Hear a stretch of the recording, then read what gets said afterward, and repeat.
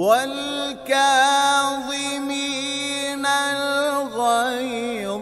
والعافين عن الناس والله يحب المحسنين.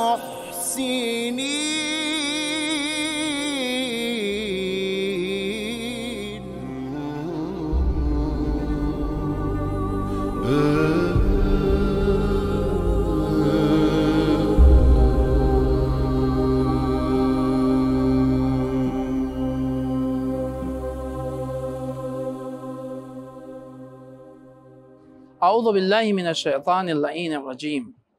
بسم اللہ الرحمن الرحیم الحمد للہ رب العالمین والصلاة والسلام علی محمد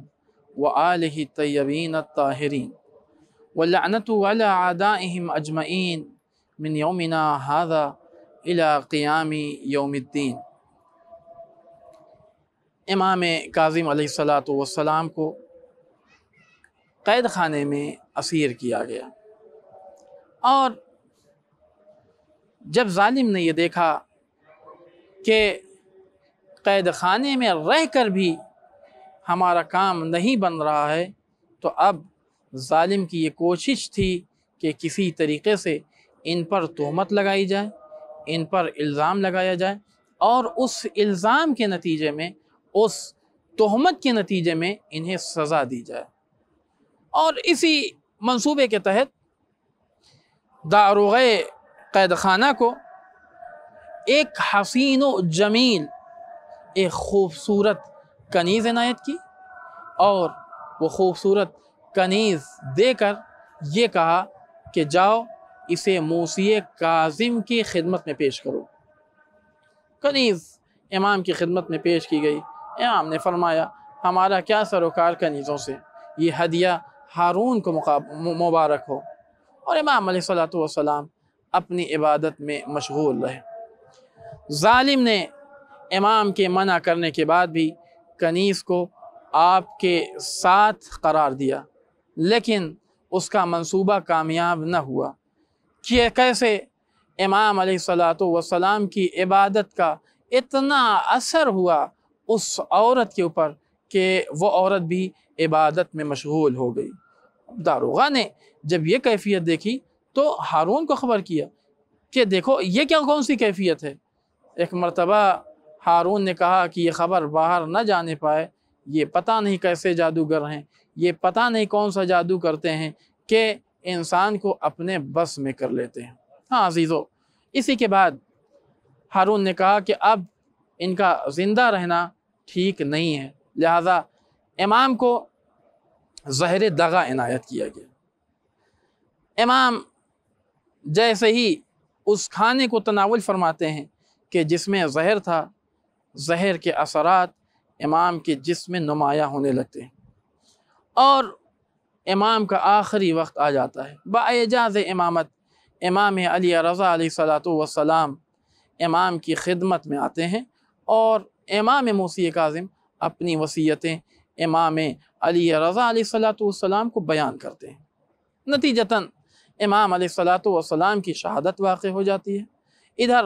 امام علیہ السلام کی شہادت واقع ہوئی، اور ادھر ظالم نے ایک دوسرا منصوبہ تیار کیا کہ چند علماء کو اکٹھا کیا، چند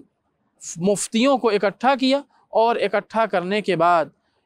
امام علیہ ان سے یہ فتویٰ لینا چاہا کہ دیکھو تمہارا کام یہ ہوگا کہ تم یہ بیان کرو کہ امام کاظم کے ساتھ کوئی زیادتی نہیں کی گئی، ان کی اپنی طبعی موت ہے۔ یعنی تاریخ ایک بار پھر سے دہرائی جا رہی تھی کہ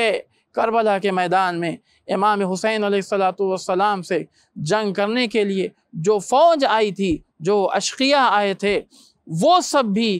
اسی چیز کو دلیل بنا رہے تھے،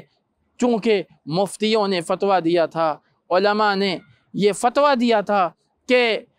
چونکہ امام حسین علیہ السلام حاکم وقت کے خلاف خروج کر رہے ہیں، لہذا یہ خروج ایک باغی کا خروج ہے، اور اس کے خلاف جنگ کرنا واجب ہے، اس کے خلاف اس کو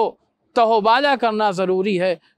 وہی تاریخ ایک بار پھر سے دہرائی جا رہی تھی، اور مفتیوں کو اکٹھا کیا گیا، مفتیوں کو خریدا گیا، اور ان مفتیوں نے فتویٰ دے دیا، ان مفتیوں نے بیان کر دیا کہ نہیں، امام کاظم علیہ السلام کے ساتھ کوئی زیادتی نہیں ہوئی ہے۔ اور امام پر ظلم کی انتہا اس وقت ہو گئی کہ جب امام کے جنازے کو بغداد کے پل پر لا کے رکھ دیا گیا، اور رکھنے کے بعد نازیبا الفاظ سے امام کاظم علیہ السلام کو یاد کیا گیا، بلکہ یاد کرنے والے نے اس طریقے سے یاد کیا کہ پہچان لو، جان لو، یہ رافضیوں کا امام ہے۔ ہاں عزیزو، جیسے ہی یہ آواز بلند ہوئی، یقیناً جو چاہنے والے تھے، جو ماننے والے تھے، ان کا دل تڑپا۔ بعض لوگوں نے ہمت کی اور ہمت کر کے جنازے کو اپنے قبضے میں لیا اور لا کر کاظمین میں، کہ جس مقام پر ابھی بھی امام کی قبر موجود ہے، اس جگہ کے اوپر امام کو لا کر دفن کر دیا۔ ہاں عزیزو، باعجاز امامت امام علی رضا علیہ السلام بھی آ گئے، اپنے باپ کو غسل دیا، اپنے باپ کو کفن دیا، اور امام کو عزت و احترام کے ساتھ دفن کر دیا گیا۔ ہماری جانیں قربان ہو جائیں امام حسین علیہ السلام کے اوپر، کہ جن کو شہید کرنے کے بعد ان کے غسل و کفن کا انتظام نہیں کیا گیا، بلکہ ان کے جنازے کو جلتی ریت پر چھوڑ دیا گیا، اور ایک مرتبہ تنہا چھوڑا نہیں گیا، بلکہ ظالم یہ اعلان کرتا ہے کہ خبردار، ابھی تم اپنے گھوڑے سے اترنا نہیں، ابھی ان لاشوں کو پامال کرنا ہے۔ ہاں عزیزو، یقیناً امام موسی کاظم علیہ السلام کو جب غسل دیا گیا ہوگا، جب کفن دیا گیا ہوگا، تو امام موسی کاظم کی روح تڑپی ہوگی کہ مجھے غسل بھی نصیب ہو گیا، مجھے کفن بھی نصیب ہو گیا، لیکن ہائے میرا جد بزرگوار امام حسین علیہ السلام کہ جو بے گور و کفن 3 دن تک جلتی ریت پر پڑا رہا۔ ہاں، امام موسی کاظم علیہ السلام کی شہادت اس حالت میں ہوئی ہے کہ امام کے فرزند امام علی رضا آپ کی خدمت میں موجود نہیں تھے، لیکن آپ کی شہادت کے بعد باعجاز آپ کی خدمت میں حاضر ہوئے ہیں، آپ کی وصیتیں سنی ہیں، آپ کے غسل و کفن کا انتظام کیا ہے۔ ہاں عزیزو، کربلا کے میدان میں بھی اگر آ کے دیکھا جائے تو کربلا کے میدان میں بیٹا ہے، بیٹا ساتھ ہے، لیکن اتنا مجبور، ہاتھوں میں ہتکڑیاں، پیروں میں بیڑیاں، وہ بیٹا کرے بھی تو کیا کرے۔ ایک مرتبہ جیسے ہی اپنے باپ کے سر کے اوپر نگاہ پڑی، آواز دی، السلام علیک یا ابا عبداللہ، السلام علیک یا ابن رسول اللہ۔